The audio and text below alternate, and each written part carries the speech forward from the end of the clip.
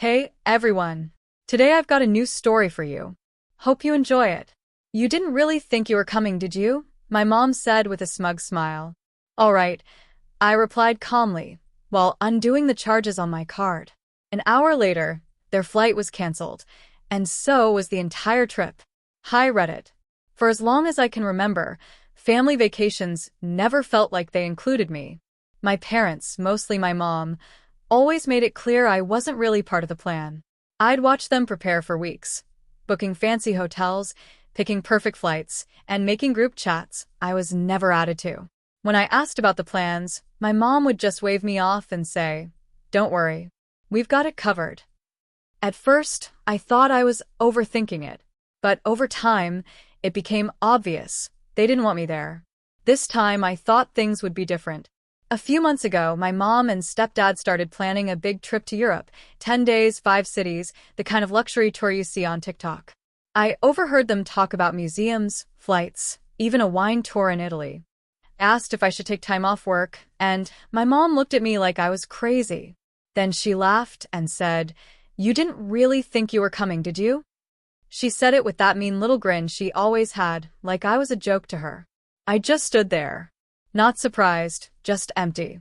I gave a small shrug and said, "All right." But right then something changed. I didn't feel sad. I saw things clearly. Here's the truth. That whole fancy Europe trip? It was paid for with my credit card. My mom had been sneaky. When I got my first job, she told me to open a joint bank account, just in case.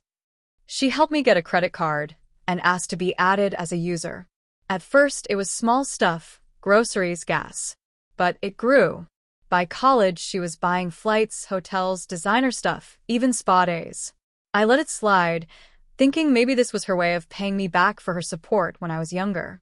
Then I checked the statements. The Europe trip, every part of it, was in my name, charged to my card.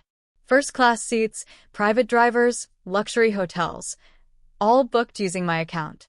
I was $13,000 in debt for a trip I wasn't even going on. So I undid it. I reversed every charge. I called the bank, said the purchases weren't mine because, really, they weren't. I froze the card, removed her from the account, and started a full dispute. It took 45 minutes. The bank worker on the phone sounded shocked when I explained. She even stayed on to help me protect my credit and stop it from happening again. Then I waited. An hour later, my phone lit up, a bunch of texts from my mom. "The airline says our tickets got canceled." "What's going on?" my mom texted. Then my stepdad messaged, "Why did the hotel just cancel our booking?" After that, the phone calls started. I didn't pick up. Not the first 10, not the next 20. I finally answered when my mom called from a different number. She was yelling, demanding to know what I did. I let her shout for a minute, then said calmly, "I told you." "Cool." And hung up. That night, she came to my apartment, banging on the door like crazy. I didn't let her in. I just sat on my couch, playing the voice memo from earlier. The one where she laughed and said I wasn't coming. The one where she mocked me, like always. Eventually, she left. I watched through the peephole as she called someone, probably trying to figure out what to do now that her trip had fallen apart. I thought I'd feel guilty, but I didn't. I felt free. For once, I wasn't the family doormat or money source. I was just me. But then things started getting worse, in a way I hadn't expected. The next day, a man from a fancy hotel in Paris called me. He said someone pretending to be me had tried to confirm the old booking with a different card.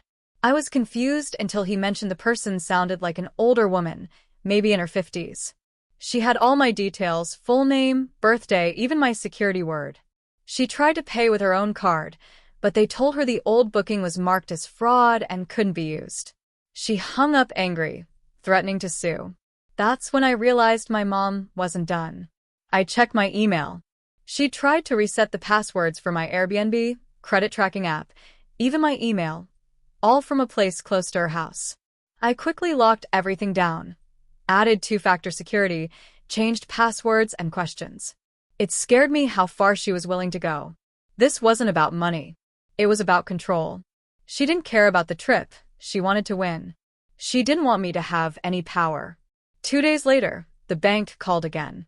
My mom had called pretending to be me, trying to reopen the disputes and undo what I'd done. She passed the security questions because she still knew all my passwords and PINs. The bank said they flagged her voice and number and were starting a fraud investigation. I asked if I could take it further. The woman on the line said quietly, "Actually, we might already be bringing in legal." That word hit me hard, legal. This was serious now. So here I am, in the middle of something bigger than I expected. I thought stopping the card would be the end. But now there are investigators, possible charges, lawyers, and a mom who refuses to back down. I wish I could say I'm done with it all, but the truth is, the real fight is just beginning. My mom tried to pretend to be me to take back the Europe trip. The bank started a full investigation, and I decided it was time to finally speak up about everything she'd done. I knew the second I hung up with the bank that this wasn't just a family argument anymore. The woman's serious voice told me this was the kind of trouble you don't fix with a simple apology. My mom had crossed a line she couldn't take back. She didn't just use guilt or tricks to get what she wanted. She tried to steal my identity and undo a bank fraud report, all using my name, my info, my life. And she didn't even flinch. I sat in silence for a while after that call. I didn't feel sad. I felt something colder. A deep kind of betrayal that doesn't go away easily. The next few days were intense. I got a call from the bank's fraud team. A calm man named Curtis told me they were officially treating what she did as a crime. He asked if I wanted to press charges. I paused, not because she didn't deserve it, but because part of me still wished she'd admit what she did. That she'd say sorry. That she'd finally treat me like a person, not a credit card. But that hope ended when I got an email from the travel agency. She had called them too, yelling, threatening, demanding her trip back. She told them I ruined it out of jealousy, that I was unstable and dangerous. She even tried to make me look like the villain. That was it for me. That was when the guilt broke. That invisible chain I'd carried for years, the one that made me forgive her again and again, finally snapped. I called Curtis back and said I wanted to move forward. I signed everything, gave them all the proof, emails, voicemails, texts, even the recording of her laughing and telling me I wasn't invited. They said it would help the case. And just like that, her fancy Europe trip became a full-on fraud investigation. She had no clue what was coming, but she found out fast. 2 days later, she showed up at my door again. This time, she was fake crying and trying to sound sweet. She said she was sorry, that she didn't mean to hurt anyone, that things got out of hand. She begged to come inside. I didn't say a word. She cried outside the door, asking how I could do this to her. Said she gave me life. I almost laughed. Gave me life? She barely let me live. Every time I tried to stand up for myself, she pushed me down, emotionally, financially, and now legally. I told her through the door that the bank had everything.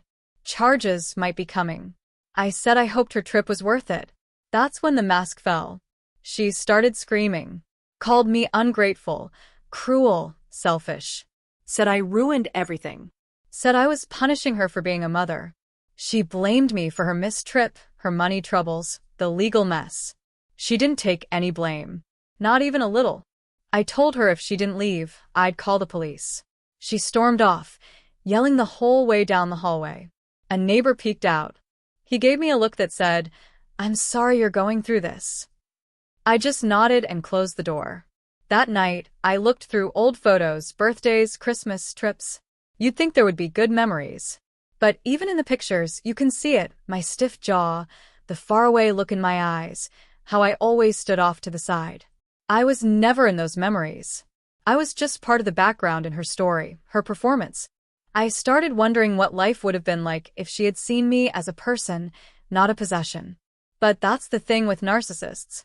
They don't want relationships. They want mirrors. And I won't be her mirror anymore. A few weeks went by. I got a letter from the bank saying the dispute was fully settled in my favor. The $13,000 debt was gone. My credit score started to bounce back. I got a new card, new account, everything's safe now. Then came the final hit. A letter from a law office working with the bank. They were pressing charges for attempted fraud and identity theft. The complaint was filed, and while I didn't have to testify, they asked if I'd be willing to help. I said yes. The last time I saw my mom was in a courthouse hallway a few weeks later. She looked older, not in her face, but in the way someone looks when they carry guilt they won't admit to. She saw me, looked like she might speak, but then turned away. Her lawyer did most of the talking. Tried to say it was just a misunderstanding. Tried to work out a deal. But the proof was too much. She didn't go to jail, but she got probation, court-ordered therapy, and had to pay back over $10,000. She also lost access to any account tied to me forever. I was given a permanent financial protection order. That could have been the end. And in some ways it was. But healing doesn't happen all at once. Some days I still feel that tight ache in my chest when I think about it. Some days I wonder if I was too harsh. But then I remember all the years of being used, ignored, and made to feel small. I remember the smirk on her face when she told me I wasn't going. I remember her voice pretending to be mine. And I remember how strong I felt when I finally said enough. Now I'm rebuilding, emotionally, financially, step by step. I'm learning how to live my own life, how to make boundaries and keep them, how to say no without feeling bad. I probably won't ever have the mother-child relationship people hope for, but I've made peace with that. Some people aren't meant to stay in your life, especially if they've spent years tearing it apart. The trip was canceled. The charges were erased. But more importantly, so was the cycle. And that is the real win.